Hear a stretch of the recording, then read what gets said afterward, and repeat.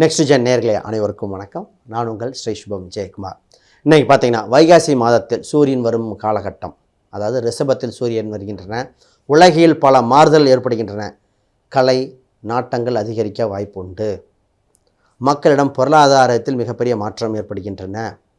இந்த காலகட்டத்தில் குரு பெயர்ச்சியும் நடக்கின்றன.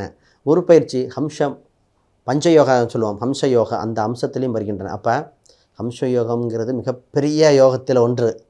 அப்போ ஒரு நிறைய ராசிகள் பெனிஃபிட் அடைய போகிறாங்க. அதில் உங்கள் ராசி எதுன்னு அதையும் பார்த்துருவோம். இந்த நேரத்தில் செல்வ செழிப்பு, பொருளாதாரம், நகையின் விலையேற்றங்கள், உலக போர் மாற்றங்கள் இப்போ குறைகிறது. அரசியல் நிகழ்வுகள் பல மாறுதல்கள் கண்கூடாக பார்த்துட்ருக்கோம். அப்போ இதோட ராகு கேதுக்குள் இந்த அடைபட்ட மாதத்தில் பயணிக்கிறோம். பொதுவாக ராகு கேது அத்தனை கிரகம் அடைபட்டிருக்கு. அப்போ இந்த காலகட்டத்தில் திருமண வாழ்க்கையில் கணவன் மனைவி எப்படி இருப்பாங்க? செல்வம் சேருமா சேராதா? கடனில் இருந்து மிகப்பெரிய மாற்றத்தை ஏற்படுமா? மனநோய், மன நெருக்கடியிலிருந்து மீண்டு வர வாய்ப்புகள் என்ன?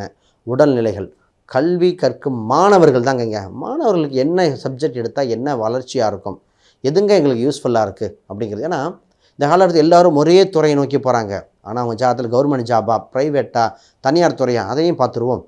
அப்போ ஒவ்வொரு ராசி அடிப்பிலும் அவங்களுக்கு இந்த வசியம் இருக்கும், இந்த துறைகள், இந்த இதெல்லாம் அதை பற்றி பேச போகிறோம்.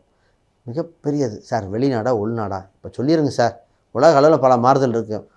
இப்போயும் சொல்கிறேன், நிறைய பேர் வெளிநாட்டுக்கு போக சொல்லியிருக்கேன். ஏன்னா உலக அளவில் பிரச்சனை இருக்கும்போது அங்கே போய் நீங்கள் அறுவடை செய்ய முடியும். அப்போ உங்கள் ராசி என்ன சொல்லிடுது? ஒவ்வொரு ராசிக்கும் ஒவ்வொரு பலாபலன் கோச்சாரத்தில் மாறுகின்ற இந்த மாதம் மிக மிக முக்கியமான மாதத்தில் ஒன்று. சுபகாரியங்கள் பலது இருக்குது. அக்னி நட்சத்திரத்தை தாண்டியவுடன் உலகில் பல மாறுதல் ஏற்படுகின்றன. அதை பற்றி தெளிவாக பார்த்துருவோம். வெற்றி வகை சூட ரெடியாக இருங்க. உங்களுக்கு தான் மேசராசி அன்பர்களே, மேன்மையும் வளர்ச்சியும் வெற்றியும் உங்களை தேடி வருகின்ற காலகட்டம். மேசம் அப்படின்னாலேங்க தைரியத்துக்கு பேர் போனவங்க, துணிவே தன் துணையாக கொண்டவங்க இந்த ராசிக்கு. பார்த்தீங்களா, அதாவது செஞ்சு பார்ப்போம், ட்ரை பண்ணி பார்ப்போம், முயற்சி எப்போவுமே கைவிடாதவங்க. இவங்களுக்கு சூரியன் உச்சமடையும் ராசி. நிர்வாக திறமையில் பெஸ்ட்டாக இருக்கும். Quickest process. மேசராசிக்கான ஒரு விஷயத்தை சொன்னேன்னு வச்சுங்களேன், டக்குன்னு யோசிச்சு அதை தான் பிளான் பண்ணி ஃபோனை போட்டு ஏதாவது பண்ணி முடிச்சுருவாங்க. அப்போ இவங்க ஸ்பீடு ப்ளஸ். அப்போ இந்த ராசிக்காரங்க உறவுகளை ஹேண்டில் செய்வது பார்த்திங்கன்னா, இவங்களை புரிந்து கொண்ட உறவுகள், அவர் நட்பு அவ்வளோ அருமையாக இருக்குது. ஆனால் உறவுகள் நிறைய பேர் புரிஞ்சுக்கலாம் தான் அர்த்தம். இவங்க உறவுகளுக்கும் சேர்த்து தான் உழைக்கிறாங்க. அதை மாதிரி ராசிங்க. இந்த ராசி கொஞ்சம் கோபத்தை மட்டும் குறைச்சிட்டா ரொம்ப நல்லாயிருக்கும். உங்கள் கோபம் நியாயமானது, பர்ஃபெக்டாக இருக்கணும், குயிக்காக நடக்கணும், நல்லது நடக்கணும்னு நினைப்பீங்க. மற்றவங்கள் அவ்வளோ புரிதல் இருக்குது. அந்த ஒரு விஷயம் மட்டும் பார்த்துக்கங்க. இந்த மாத பலாபலன் போவோம். வைகாசி மாதத்தில் உங்கள் ராசியிலே சூரிய பகவான் இருந்து 2ஆம் வீட்டுக்கு சூரியன் பயணிக்கிறார். 2இல் சூரியன் பஞ்சமஸ்தானாதிபதி இருக்கும் காலகட்டத்தில் தன தானிய விருத்தி ஏற்படுகிற காலகட்டங்கள். குறிப்பாக சார் வருமானம் எப்படி சார் இருக்கும்? நிச்சயமாக வருமான மேன்மை ஏற்படுகிற காலகட்டம். கூட சுக்கிரன் வேறு 2ஆம் அதிபதியே சேருதுங்க. அப்போ ஒரு வருமானம் எதிர்பார்த்துட்டு இருந்தால் பொருளாதார உயர்வு ஏற்படுகிற காலகட்டம் வந்தனால கையில் நிறைய பணங்கள் வருகிற காலகட்டம். இந்த பணத்தை வந்தவுடனே அடுத்து என்ன பண்ணலாம் அப்படிங்கிற மாதிரி அதை முதல்ல கடன் என்ற ஒரு நோயை தீர்க்கக்கூடிய பயன்படுத்திக்கங்க. இந்த ராசி ஜெயிக்குன்னா சூட்சம ரகசியம். இந்த மாதத்தில் மாதம் சிறு தொகையை சேர்த்து கொண்டே வந்தால் இந்த ராசி ஜெயிச்சிடும். 7ஆம் அதிபதி இயற்கையாக 2ஆம் வீட்டில் வந்தனால 7-2 தொடர் வந்தாச்சு. ரெண்டுமே சுக்கிரன் பார்த்திங்கன்னா இந்த ராசி எப்போவுமே ஒரு அட்ராக்ஷன், கலை ஒன்று டக்குன்னு செலவு பண்ணிடுவாங்க. அந்த பாயிண்ட்டை நீங்கள் சேவிங்ஸாக பண்ணிவிட்டு வர ட்ரேடிங்கில் சுக்கிரன்னா ஸ்விங் ட்ரேட்னு சொல்லுவோம். 3 மாத 6 மாத பலாபலன்களில் இப்படி சேர்த்துட்டு வந்தால் ஜெயிச்சிருவீங்க. இப்போ திருமணம் பார்ப்போம். சார் திருமணம் இருக்கா இல்லையா? இல்லைன்னு கூட சொல்லிடுங்க சார். பொதுவாக திருமணம்ங்கிற காலகட்டங்கள் உங்களுக்கு இப்போ இந்த தமிழ் மாதம் ஆரம்பிக்கணும், வைகாசி ஆரம்பிக்கிற ஆரம்ப காலகட்டத்தில் இருக்கின்ற திருமண வாய்ப்புகள் உண்டு. குரு பெயர்ச்சி நடந்தவுடன் அக்டோபர் வரைக்கும் திருமண யோகம் இல்லை. அப்போ கொஞ்சம் காலகட்டம் இல்லை. அப்போ அக்டோபர்லேருந்து ஜனவரி வரைக்கும் வாய்ப்பு இருக்குது. அப்போ நம்ம என்ன செய்யணும் அப்படின்னா, நிச்சயமாக திருமணத்தில் குருபார்வை வருகிற காலகட்டத்தில் திருமணம் பார்க்கலாம். இப்போ முக்கியமான பேச வேண்டியதுங்க, கணவன் மனைவி வாழலாமா பிரிஞ்சிடலாமா? கேட்குற எண்ணிக்கை அதிகமாக இருக்குது. கணவனுக்கு ஏற்ற வைப்ரேஷனுக்கு ஏற்ற மனைவி இல்லை, மனைவனுக்கு ஏற்ற கணவனில் 2 பேர்த்துக்கும் மன நெருக்கடியால் 2 குழந்தைகள் இருந்து 15 வருடம் வாழ்ந்தவர்கள் கூட வாழ்க்கை தொடரலாமா வேண்டாமா விட்டுறலாமா, இது எப்படி சார் கணியும்? இப்போ இந்த பிரச்சனைக்கு தீர்வு என்ன? அதோட மிகப்பெரியது காதல் கனியுமா கனியாதா? காதல் மிகப்பெரிய பிரச்சனை இருக்குது. நிறைய பேருக்கு ஒரு சில ஜாதகம் சொல்லி சார் இந்த ஜாதகம் காதல் ஜாதகம் தான், இப்படி காதல் சம்மந்தப்பட்டது பண்ணால் தான் திருமண யோகங்கள் அப்படி அமைகின்றன. ஒரு சிலருக்கு சொந்த ஜாதிகள் இல்லைன்னு சொல்லப்பட்டிருக்குது.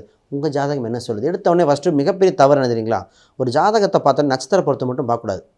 2, 5, 7, 11 தொடர்பாக காதல் திருமண வாய்ப்பு உண்டு. அதில் கிரக இணைவுகள் பார்க்கணும்.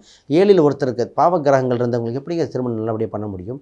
அப்போ திருமணத்தை கரெக்டாக சரியாக போடணும். ஒரு சில ஜாதகங்கள் லவ் மேரேஜ்னால் அதுதான் அமைப்புனா அதுதான் பண்ண முடியும். அப்போ அதை விட்டுட்டு ஃபஸ்ட்டு ஜாதகம் லவ் மேரேஜ் ஜாதகம் பார்க்கக்கூடாதுங்கிறாங்க, தவறான கான்செப்ட். ஜாதகம் பார்த்து 2 பேத்துக்கும் என்ன பரிகாரம் செய்து வாழ்க்கையை தொடரணும். இது மிகப்பெரிய விஷயம்.